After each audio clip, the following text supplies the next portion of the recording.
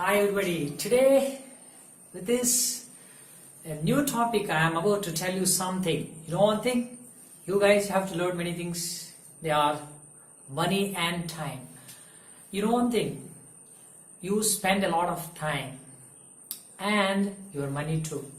You never realize that in the name of pursuing your entertainment, you want to see movies, you want to make your friends happy, parties, and various other aspects. Finally, you are, going to spend a lot of money. What are you going to get out of it? Unless you have clarity about how you are spending. So if you really don't realize the value of your time and the pocket money that you have today, how can you become an independent thinker tomorrow when you get a job? If you spend lavishly money today, which is being spent by you, which is being earned by your mom and dad, how can you be accountable? Question yourself today. I ask you one question. Are you really accountable? Are you a very responsible son? Are you a very responsible daughter to your parents? I don't think so. If you really are, I really am happy about that. Today, money and time, these two, as two polarities, are being spent ruthlessly, meaninglessly, in the meaningless pursuits. You don't know, you ever realize what you are doing exactly. You just remember one thing: stay away from all these temptations and keep yourself a special profile. If you have any problem in maintaining this time as well as money you have been given, you need to learn how to manage all these things.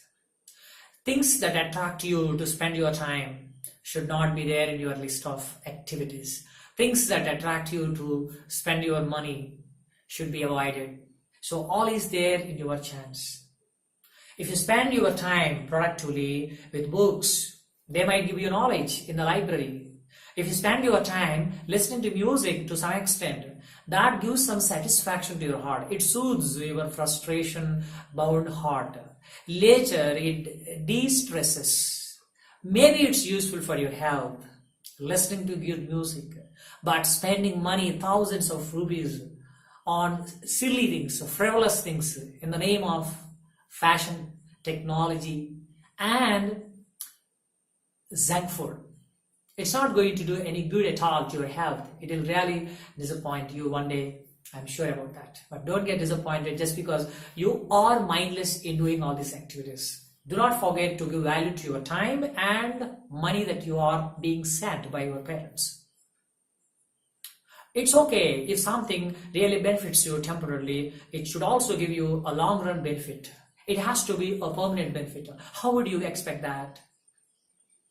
You read some great people's biographies, sense of humor from great comedians, and people who have worked hard to achieve great things and attain great levels and heights may have some imprints on your brain. You may have some, kind of positive emotions after having read those books.